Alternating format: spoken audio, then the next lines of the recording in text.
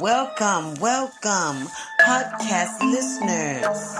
You are now locked in. Grab your mic and let's begin. Turn your radios up some. I got to drop some lyrics on ya. From a new artist, tell me what you think when you hear I am a podcaster. I am a podcaster. As the smoke clears, I see all my listeners are here. Welcome to my podcast. Welcome to my podcast. Grab your mic,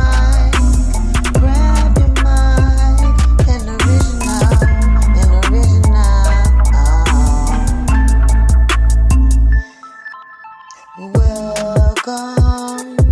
Welcome to my podcast system. Grab your mic, it's an original. I won't think twice as I tell you the lyrics of a new artist that he's going to explode. And I just got to tell you one more thing. Have a good day. I really think of you sometimes. Think of me. Hey, it's just the grab your mic, original podcast, and we stay down. We real. Yes, y'all. It is Super Savage. Grab your mic and original.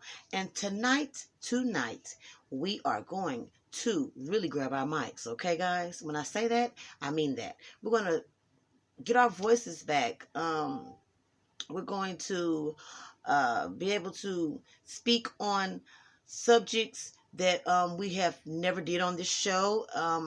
What I mean is, we're going to talk about Black entertainment news, Black serious news of all kinds of sorts. We're going to get back into our news. I say this because there's a lot of things that have been going on in the news that we have or have not been seeing due to the fact that we probably work and, it's late news, or it's maybe on a different channel, or maybe in a newspaper. I mean, I don't know, but today we're going to look at some racism, and tonight we're going to look at some serious things going on. So grab your mic. It's an original.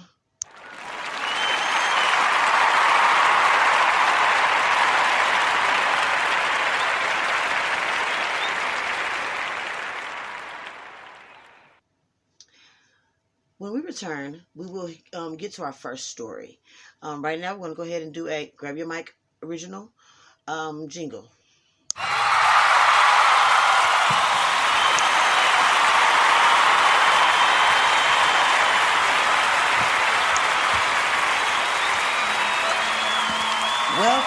Welcome, podcast listeners.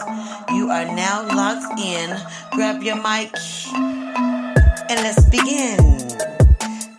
Turn your radios up some. I got to drop some lyrics on ya. From a new artist, tell me what you think when you hear I am a podcaster. I am a podcaster. As the smoke clears, I see all my listeners are here. Welcome to my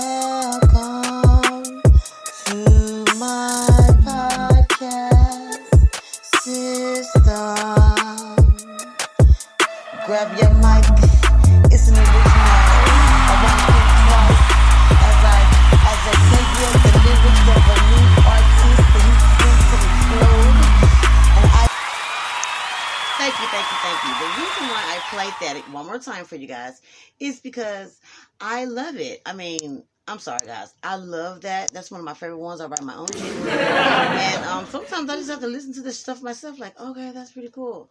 But yeah, I'm gonna do a remix for next season. So I wanted to really just you listen to something just to be familiar with it, and yeah, so you listen to it and you be like, can I tune it up? Can I tweak it a little bit? Can I remix it? But anyway, enough of my stuff. My beautiful listeners, today we are really picking up the mic and raising our voices. We need to speak out on some things that are going on in our schools and our communities. Let's take a look at a story in national news. 2 elementary schools in Oklahoma are stating that Black Lives Matter is no longer a freedom of speech, but a political statement, and have made it against their school dress code only after 2 black kids were pulled from the school for wearing the t-shirt. Now, the New York Times says both kids are from the same home. They're brothers. One goes to Rogers Elementary and the other one goes to Charles Elementary. And on May the 4th, Bentley, which is 8, and Riley, which is 5, they both wore matching Black Lives Matter t-shirts to their school. Now, their mother said that there was no such dress code stating before that. The superintendent goes to say further that because of the George Floyd case, it turned it into a political affair, that's the reason why the dress code had changed. Now, this is my opinion, okay? Really, really, yeah. But this is my opinion, okay? Let's think and say that this is racism on all levels. It is.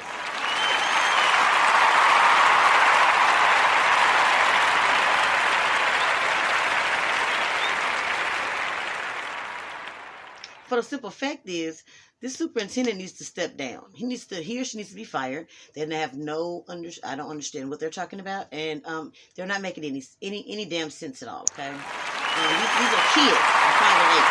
These are not college kids.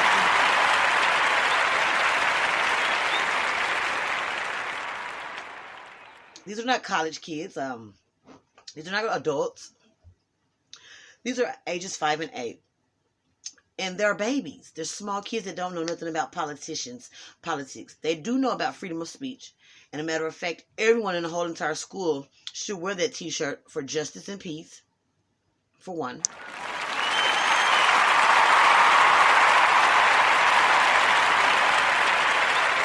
When it comes to the government and politicians and politics and all that crap, that should also be out of respect for hundreds of Black Americans that did not get justice. That's why there is school. You don't just, even if it was for politicians, why does that matter? Because for the simple fact is, you're supposed to be teaching the kids why it matters to wear that t-shirt. That t-shirt is not just saying, hey, I'm Black and I matter. It's saying for hundreds of Black Americans that did not get justice for being gunned down by police officers for no unjustified reason have finally gotten a conviction that the world needs to know that it's not okay for a higher authority figure to take the law into his own hands and gun down a human being because of their race.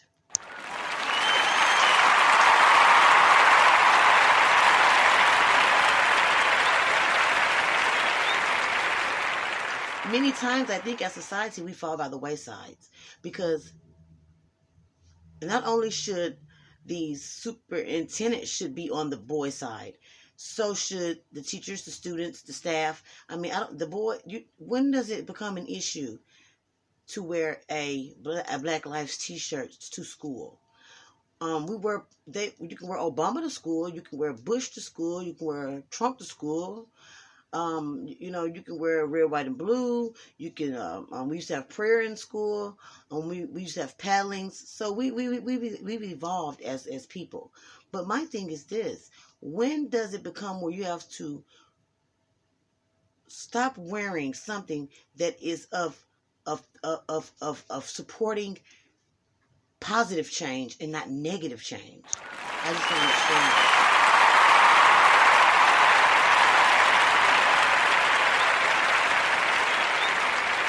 Too many times, instead of educating, we live a lie. We rather live a lie or change something or cover it up or bury it instead of teaching our children, hey, let's educate you on this. It's not wrong to wear the shirt. Now they're going to be thinking it's wrong. It's not wrong. Now, to keep down controversy, I still don't see why they do it. I really don't. I believe that I don't, because what I mean, the significance of the shirt means all of the above: overcoming something, freedom of speech, political. On a political standpoint, I don't think it has one, because this is not a political issue. This is a white cop killing a black man, and that's not a political issue. That is a civil issue. So I think the superintendent needs to do a little history class himself or herself. The reality is we're causing much damage.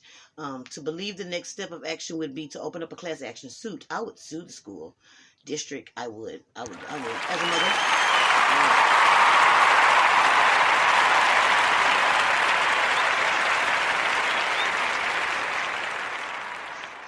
Because when it comes down to it, you are taking away from my child's education because of a t-shirt, when you should be educating my child about the shirt and significance.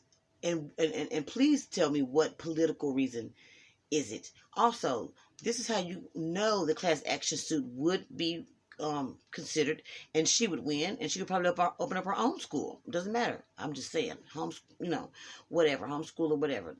This is one of the policies in any school around the world.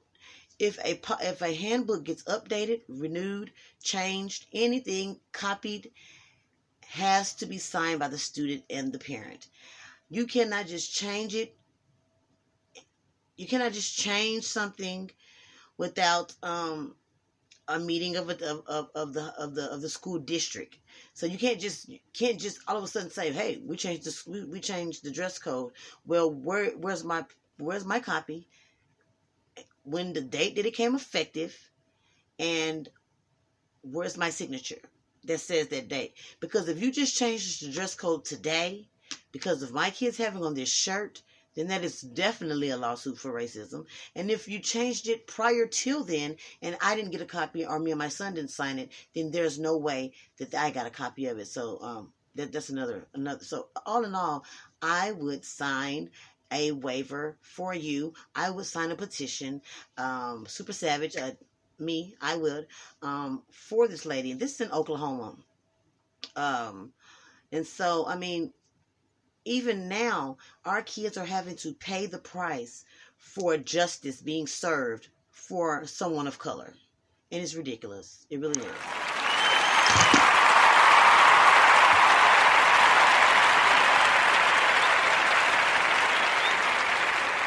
There is no reason why they would have to, and this is the case.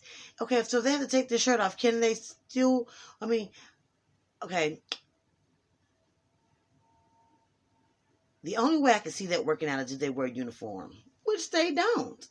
Okay, I just think that she should lawyer up, because every single day, even back when we were in slavery, they always the system, the government, they always wanted to say that we didn't want to learn and we were uneducated, but we wanted to learn and we were educated. They just didn't want to share knowledge. And I just think that it's sad that we're still back there. We're still back there in that messed up thinking. When we return, more Grab Your Mic is an original, updating on the news. I mean, it's horrible. Lord have mercy.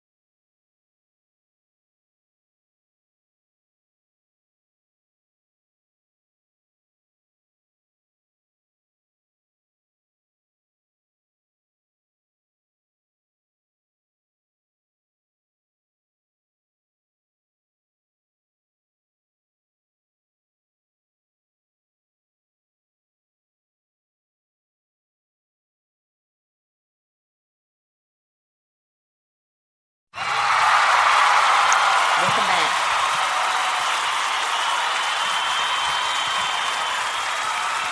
Grab your mic with some original. And we are talking about today the news. What's going on in the news? Hello. In the black news, entertainment news. Let's go ahead and go to a more of a serious note. Renee Marshall, CNN correspondent based in D.C., is mourning her precious 2-year-old son. He passed away from brain cancer. And that is so devastating. I couldn't imagine. Since learning about her son's condition, Marsh has been openly talking about it. Last year, she revealed her son was diagnosed with a brain cancer, and she's urging people to wear face masks. She's pointing out that it could help prevent spreading the virus, potentially save a life of her son, who was undergoing chemotherapy at the time. Reportedly, he had been in remission for 6 months, but his cancer returned in February. 2 months later, he died. Marsh shared the tragedy news with us on Instagram, along with photos of baby Blake. In her 25 months on Earth, on Earth,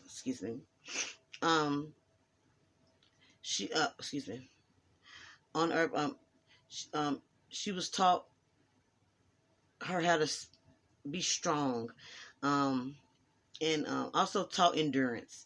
She was taught how to be depth of love and she's never experienced anything about that. She's inspired her to keep going, and she wants to help prioritize what's important in her life. Marsh is a fighter, and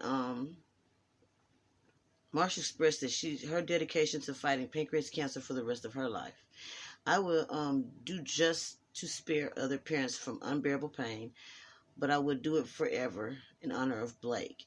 So that's wonderful.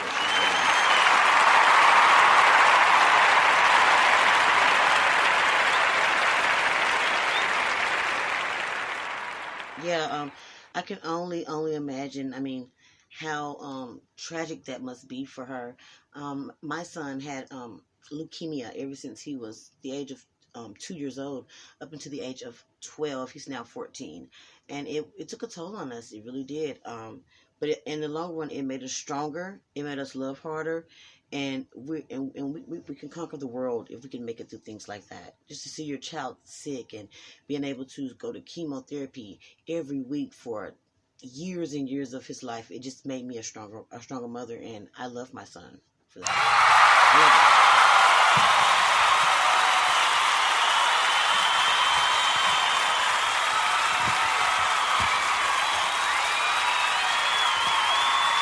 In other news, Snoop Dogg asks fans to send prayer for his mother, Beverly. Let's take a moment and do that, shall we?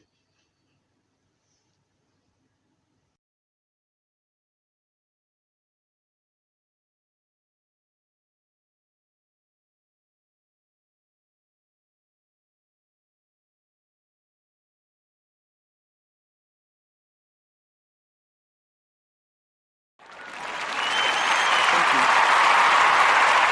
Snoop Dogg, you will be in our prayers. You can have a grab your microphone original. Snoop Dogg. Now this is from the scenes.net. From the stage.net. It has been continued to ask. Snoop Dogg has asked fans to send prayers for his mother, Beverly Tate, on his social media accounts, and the rapper keeps his silence as of what happened. He keeps posting photographs of his mother since May the 5th, asking fans to pray for his mother. However, despite fan questions, Snoop has not confirmed what is going on with him or his mother. The rapper has unloaded several photos of his 70-year-old mother since May the 7th, and a lot of them is kissing on his mom, and he's sending special prayers out for his mom. This morning, y'all pray for her and me. And my mother love is precious. He also wrote, I need all my prayer warriors for mama right now, please and thank you. Snoop also made videos of smoking weed, many Instagram stories, and asked his fans to pray for his mother. The rapper looked quite sad and sorrowful. He also expressed gratitude by sharing posts in which thankful for his mother. Mama, thank you for having me could have gave me up, but you raised a family. Um, and there's a loving picture of his mom. And I just want to say right now that we don't have to know what's going on with you, Snoop Dogg. Thank you for reaching out. And thank you for trusting us with the prayers. We do pray for a speedy recovery and good news on whatever's going on with you. We love you, Snoop Dogg, and we love your mother, Beverly.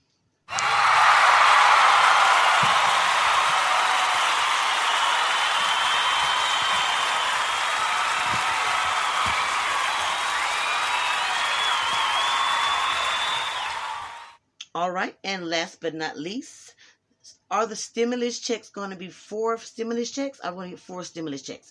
I know I said I'm not going to do any more news with stimulus, but I'm telling you guys that let's just see what's going on. Stimulus checks have been sent out. We know that already. Will a fourth one be sent out? We don't know.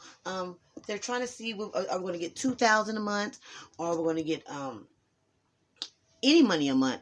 At this point in time, the way they're opening back up the world, I really doubt that we would get that, because for the simple fact is we're going back to school, we're going back to work.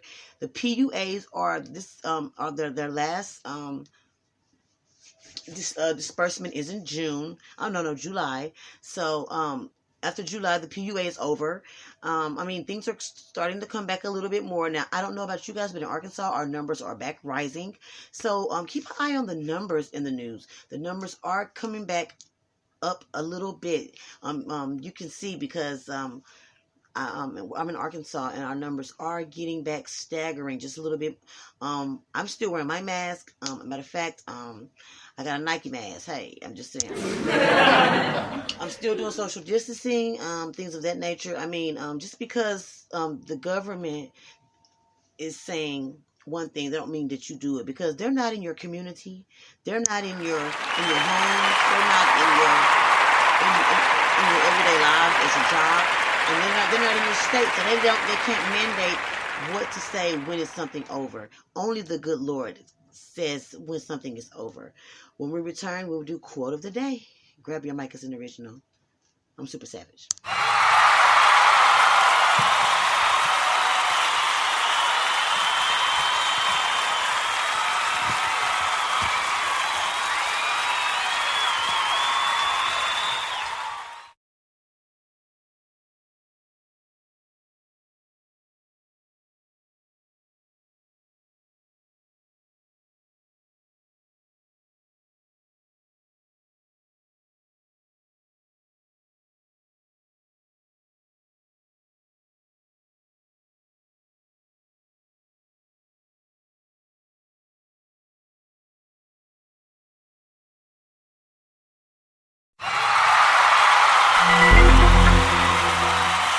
We are back. Quote of the day. I'm Super Savage. And our quote comes from MaryClaire.com. It's a Black Lives Matters quote. I thought that was a good initiative. And it says, racism is visually experienced. It dislodges brains, blocks airwaves, rips muscles, extirps organs, cracks bones, breaks teeth. You must never look away from this.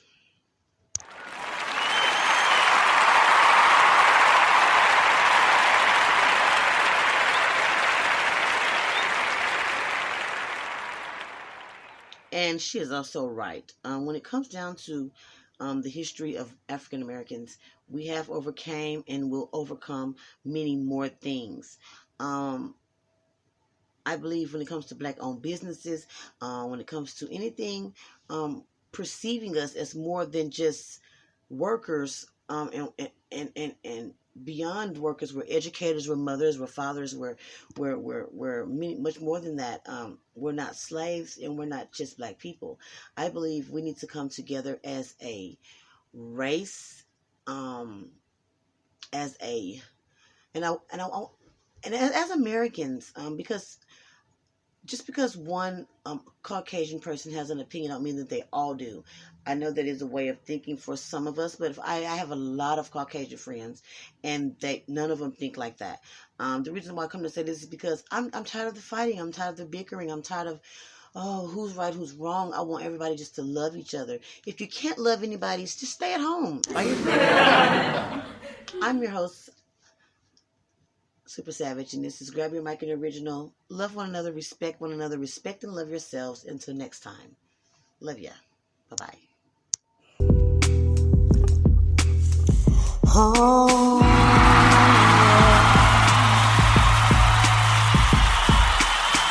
thank you for listening to my show.